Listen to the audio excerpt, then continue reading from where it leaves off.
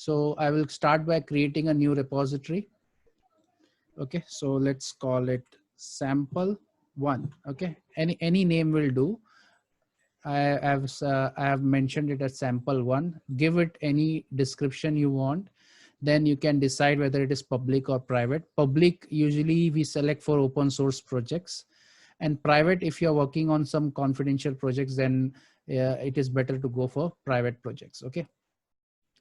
Then you can initialize these three files if you want, but I will create it manually, so I don't require that. Then create the repository.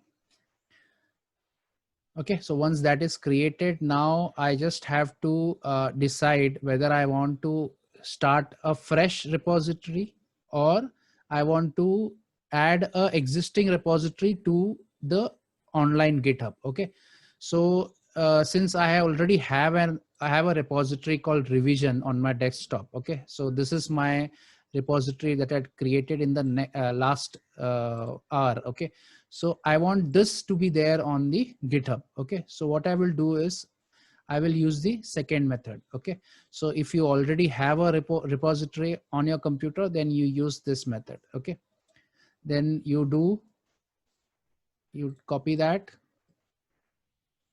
you add the remote link. Okay, the name of the link is origin. Okay, then you push your contents, use git push to push your contents to the GitHub server. Okay, so as soon as you paste and press enter, you can see now that error doesn't come and it is asking for GitHub login. Okay, now what I'm going to do is I'm going to log in. You have to put your username and password over here and log in. I'm going to quickly stop the share and I will enter the username password. Okay,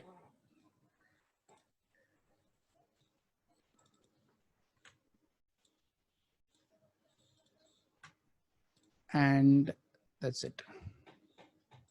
We'll share again and I have logged in. Okay, so as soon as I log in, you can see this is what you get, and it says the master from your local has been copied to master of your remote repo. Okay, so once this is done, now you can come back over here, click on refresh, and you can see your repository is now active. Okay, so now you have your files all set and ready to go. So now let us see what happens if I add another file. Okay, now how to do that kind of a thing. Okay, so now we have this repository uploaded. Now let's try to add one file and to our local repo and see how to push the contents to the remote repo. Okay, so now for that I will just open my repo on my git bash, and if I just write git log and if I check, you can see there are 3 commits right now, right? Okay, so let me just clear everything out. Then I will create a new file. Let's call it touch.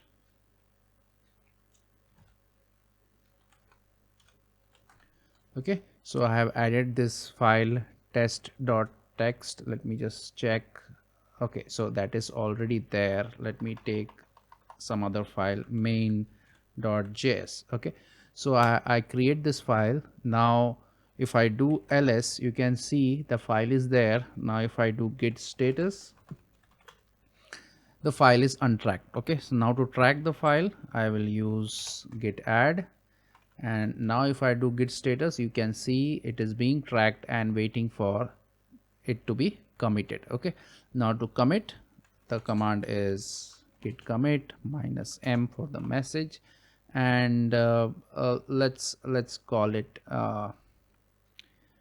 main js file added. Okay, so I just add this, and now if I do git status again one more time, you can see everything is perfect and it is saying that your branch is ahead of the origin master. That means whatever is the remote repository, from there it is you are one step ahead. Okay, so now to send your data to the remote server, you have to run git push. That is what git is saying. Okay, now just to verify, I can just refresh this and you can see the main.js file is not yet there. Okay, so now to get that file, you just have to do git push. Okay, now once I run this,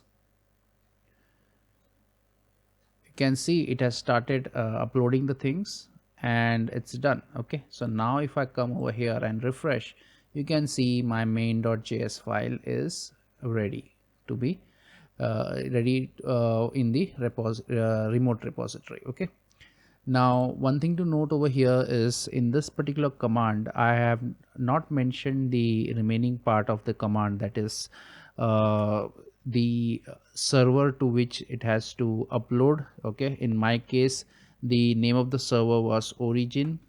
Okay, and the branch that you want to upload. Okay, so that will be master. Okay, now by default this will be assuming because there is only one one remote server and that was the server that was used last, so it will be defaulting to that origin server. Okay, and the branch it is going to take the current branch, whichever branch you are in. Okay, so that's why I have omitted those two steps, so the command becomes much more simpler for every time to run. Okay, uh, now just to find out how many remote servers we have added, the command is git remote, and if you press enter, you can see there is one server called origin. Okay, now when we added the server, we have seen the command to do that. It was git remote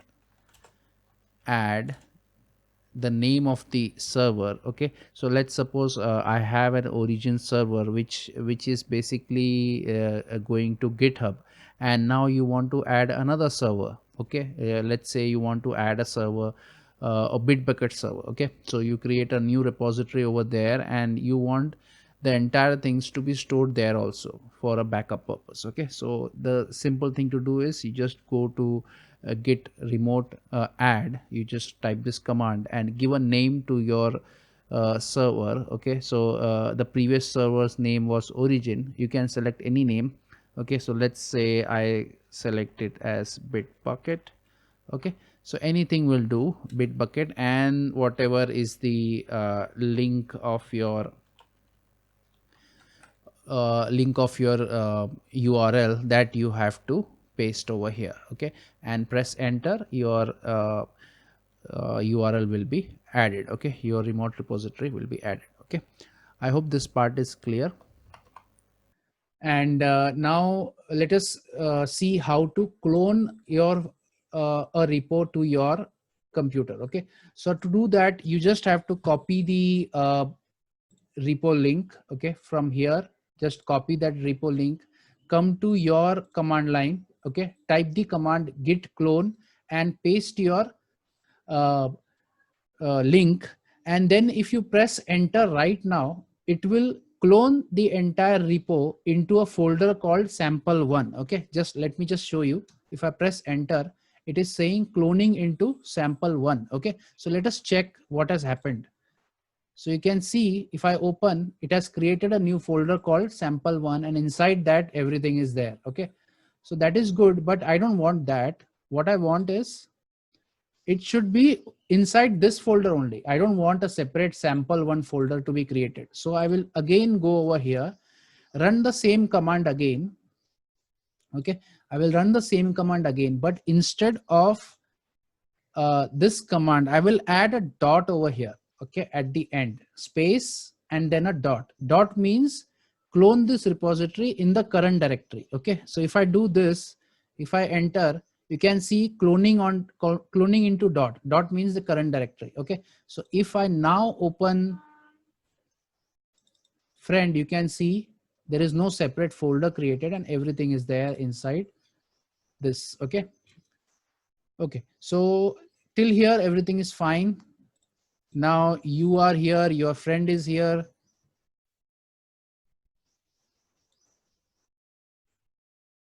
Okay, so let me now, now your friend is working on the project, right? So now he does an ls, he checks, okay, there are 3 files. Now he wants to work on a new file, okay, or a new some module or something, right? So he creates a file called,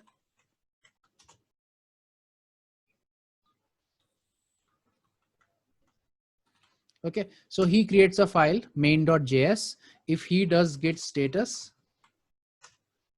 he can see that main.js file is untracked. Okay, now I'm going to do git add. Now before I do git add, now this is running on your friend's computer, right? So what you have to do, what he has to do is he has to set his credentials, what is his name and what is his email id, right? Right now if I do commit, it will use my global name, okay, but I don't want that. Just to show you what is the difference, I will use git config again, but this time I will use local.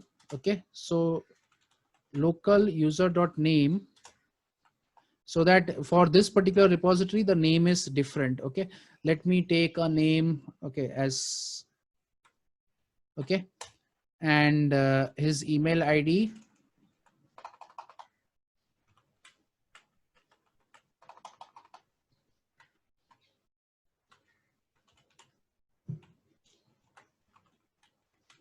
okay. So both these things are done. Right now I'm going to do git add, and now I'm going to do git commit -m.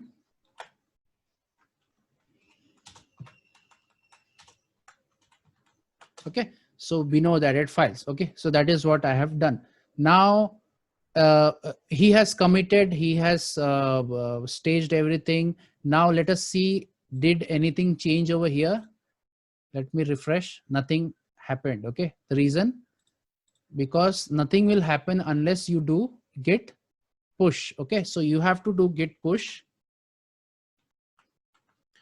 If you press enter, you can see it has read the system username. Okay, so system username it is taking, and it is putting the contents onto the server. Okay, so now if I refresh, you can see what has happened. Okay, so a new file added called main.js, and who added this? The commit name is coming, commit message is coming, Binod added files, and you can see who has added this file. Okay, so Binod has done some last changes. Okay, so now let us see, uh, uh, everything is okay on your friend's computer, it has synced to your remote repository also, but let us see, has anything changed over here? Can you see main.js over here? No. Okay, now so whenever your friend does any changes, it will not automatically come to your computer. Okay, so for that, every time some changes happens, you have to run a command called git pull. Okay, so basically whenever you want to put anything onto the GitHub server, you have to do git push. And whenever you want to get something from the GitHub server, you have to do git pull. Okay, so let me just run git pull, and you can see whatever changes has been done, it has been downloaded from the uh, common repository, that is GitHub. And now if I do ls, you can see I have main.js also. Okay, now let me just run git log.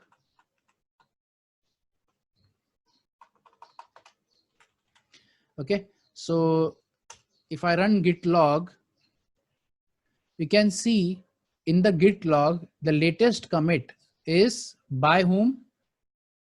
It is by Binod and not my address, right? So that is the that is how you come to know that what your friend has done. Okay, now let's suppose you don't want, you took the data from him, he did some changes, and you realize, okay, I don't want his data. So what to do? How to undo this? Can you undo this, whatever Binod has added? obviously you can just do a git reset hard to this particular id. Okay, this was your last successful commit, that is uh, added readme file. Okay, this is what you have done last, right? So you can simply do a git reset hard and come back to this particular step, and everything that your friend did will go away. Okay, so that is how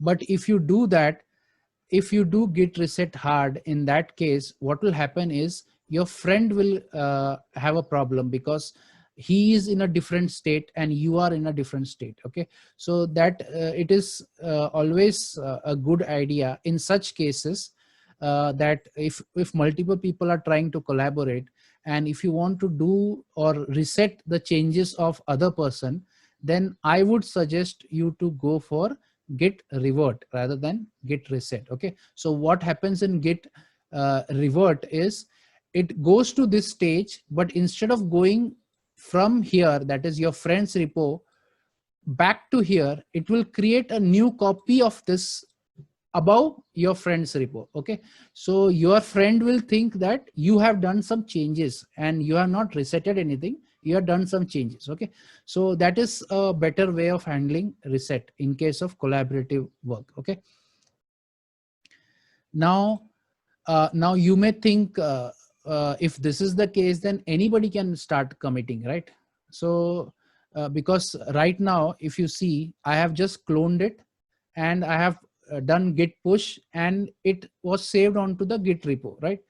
That is not true, because it is a system wide login, right? So once it is logged in, it doesn't matter what email id or what password you select. Okay, oh sorry, what email id and what name you select, it is always using that account that I used in the starting step. Okay, so now if this same thing happens in your friend's computer, okay, so if he clones it and if he wants to upload, it will not happen. Okay, he will not be able to upload. Reason is this: whether it is private or public, changes are not allowed. Okay, you cannot do changes directly. Okay, so now to do the changes, what you can do is you can go to, now if you want your friends also to do the changes, okay, so what you can do is you go to settings, you go to manage access, and here you can see you can invite collaborators to your project. Okay, so here you can see right now there are 0 collaborators. Okay, that means only I can commit to the repository. So here you just have to click on invite and you just put the email id or the username of your friend and select invite. Okay, so now this what how you should manage this is, let's suppose you are doing your mini project or your major project. You create one of you will create a repository like sample one I have created here. Then go to manage access, tell every one of your group members to create account in GitHub, take their email id and put them inside the collaborators list. Okay, so once you put them inside this collaborators list, now they have the access to change the repository. Okay, so now they can commit, they can push the data, they can receive the updates, everything is possible once they are inside the collaborators list. Okay, so any doubts still here how this collaboration thing works? Okay, now there is nothing more than this. Okay, uh, if you can see over here, there are lots of other things that GitHub can do. Okay, these are something much more advanced that you can go, that you can do a much later state. Okay, uh, like for example, you can see these webhooks. Okay, so once you start developing packages, like in my case I have developed IndiePay package, so that package to let other websites know about updates to your package, then you can create webhooks for that. Okay, then there are notifications, integrations, so like that. In fact, if you go to secrets, you can create OAuth tokens also. Okay, so all these things are there, but for a beginner, this much information is enough to start collaborating. Okay, so basically you must know basic Git that we have covered in the last 2 weeks. That is very important because GitHub is basically just providing you a central place to store. It is uh, not doing anything else other than that, except when you start working on issues, pull request, etc. Okay, so that we will be looking at in the next week. Okay, because there are few more things I would like to show you as far as GitHub is concerned. Okay, so that I cannot show you everything. I will tell you what all things I want to cover. Okay, so but what my suggestion is, I would like you to use this collaboration part, create a Git repo, and invite your friends to join the repo and start committing. Okay, and find out how Git pull and Git push works. Okay, so basically today's lecture we have seen 4 commands. First of all, we have seen uh, git what was the first command? Git clone. We have seen git clone, we have seen git push, we have seen git pull. Okay, and we have seen git remote.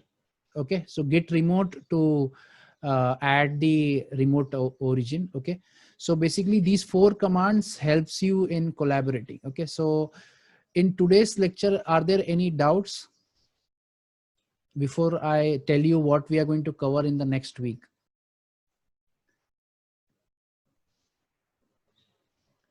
Do you? Okay, so as such, I don't think there will be any doubts. Okay.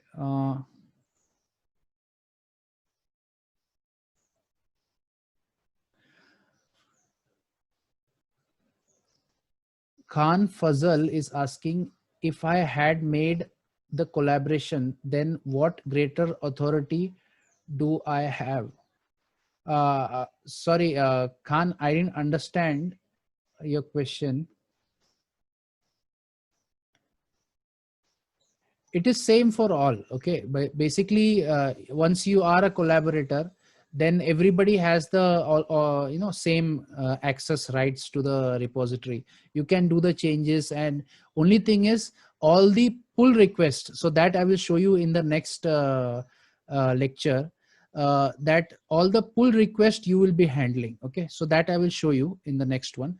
Then there are also I will show you how to handle how issues, the system of issues over here. You can see whenever you develop any project, you can start by working, putting up issues whenever there is a bug or anything on your software. You can create issues for this, and then it can be marked as complete or incomplete or in progress, etc., etc. Okay, so these things can be done.